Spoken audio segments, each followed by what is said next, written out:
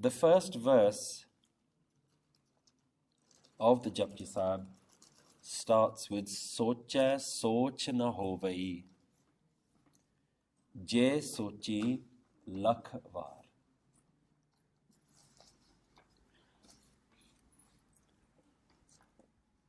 So we have a couple of key words here.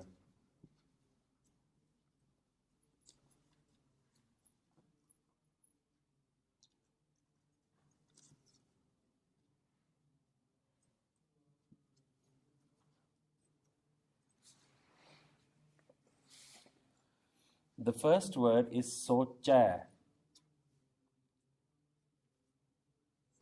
and it has what we call dulam, a vowel on top.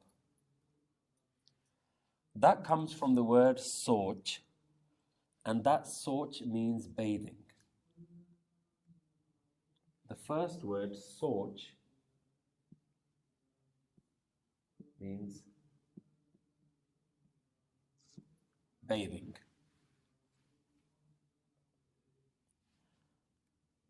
Soch means bathing. Sochai means by bathing. The consequence of bathing is such. Sochai.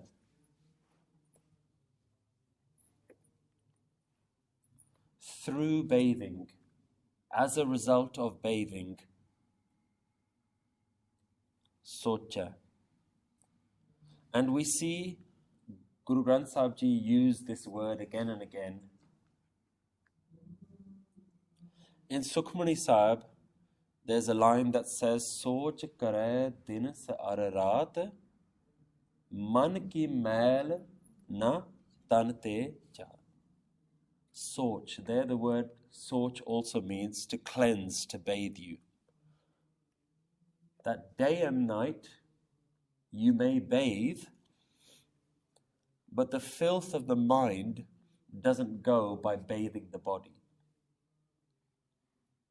So that word Soch appears in Gurbani.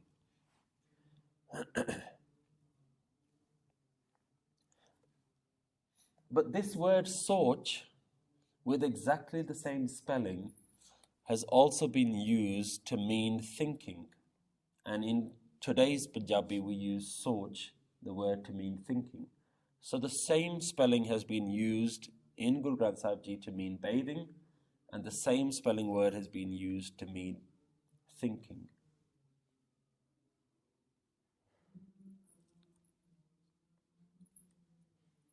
Now, different textbooks that you read will give you different examples.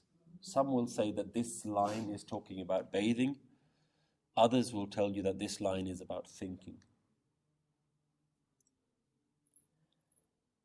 We have to look at the rest of the Shabad to understand the context, to understand which version of Soch is being used here. We have a line that talks about Soch, Sochai Soch na Hovee. The next is Chupai Chup na Hovee. Pukhya Pukh na Utri. Then the fourth line is Sahas Syanapa. Sahas Syanapa. Syanapa means ideas, thoughts. So the idea of thinking is already covered in this verse in the fourth line.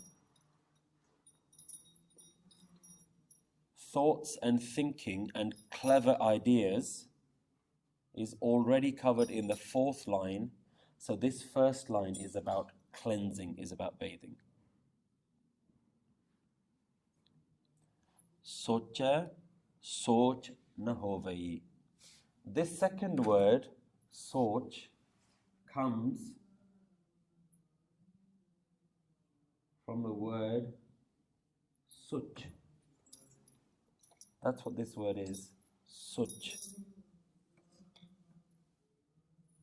Or Sucham.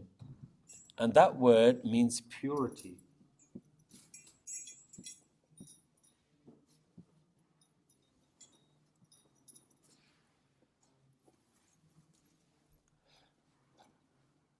Sochai, bathing.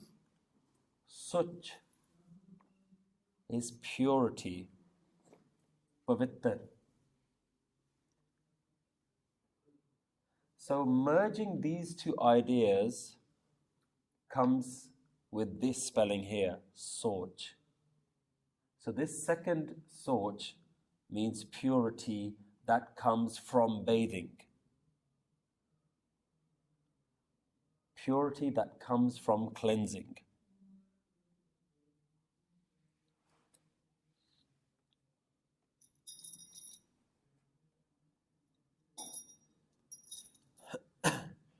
So we can say here that there are 2 or 3 ways to translate this first line.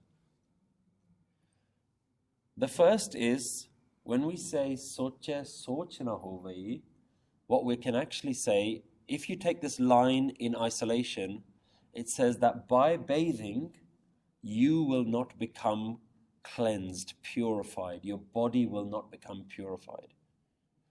The body naturally is constantly excreting waste, anything it doesn't want. Sweat coming from your pores is a process of your body getting rid of what it doesn't want. As soon as you bathe,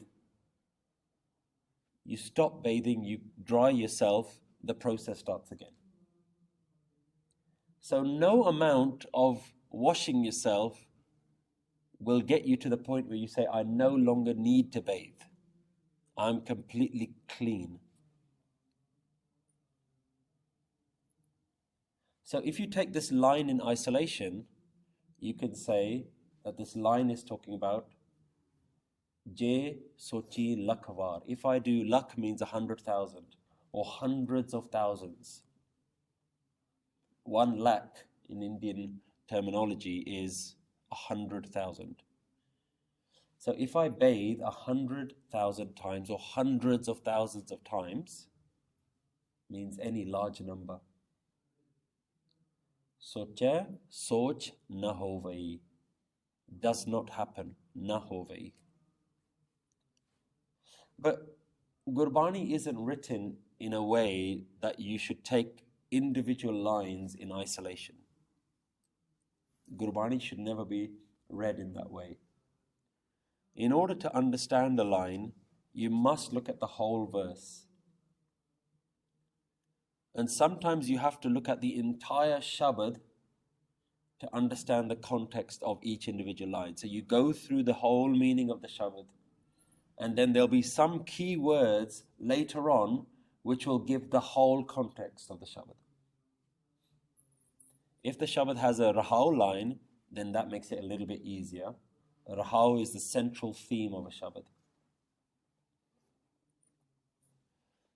If the Shabad doesn't have a Rahau line, if the verse, if the pauri doesn't have a Rahau line, then you have to just look at what the main message is.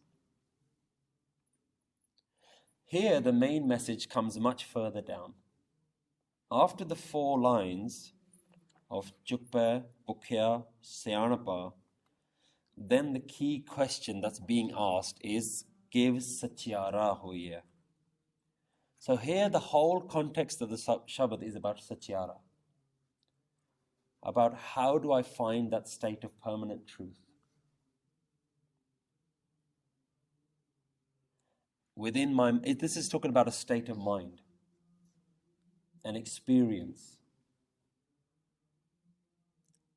So the context of the Shabad has to be read with Satyara as the context, as the key message.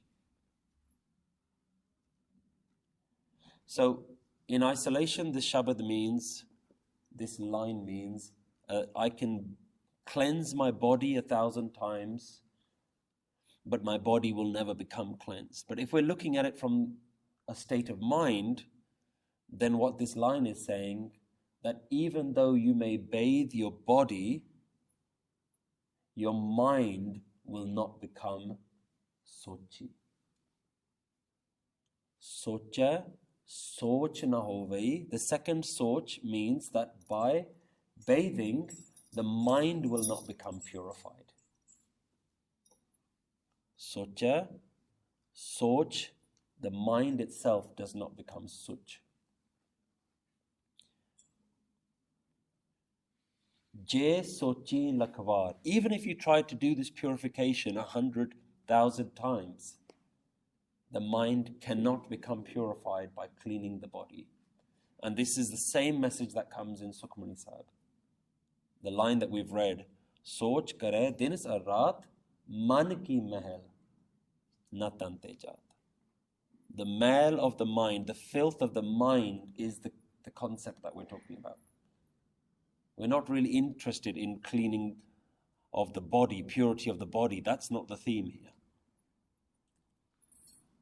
Man ki mahal.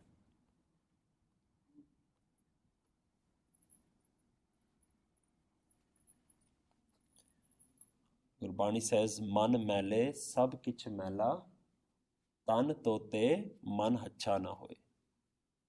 When the mind is dirty, everything is dirty. Cleaning the body, the mind doesn't become pure. Tan tote man hacha na hoye. The mind can never be cleaned in this way.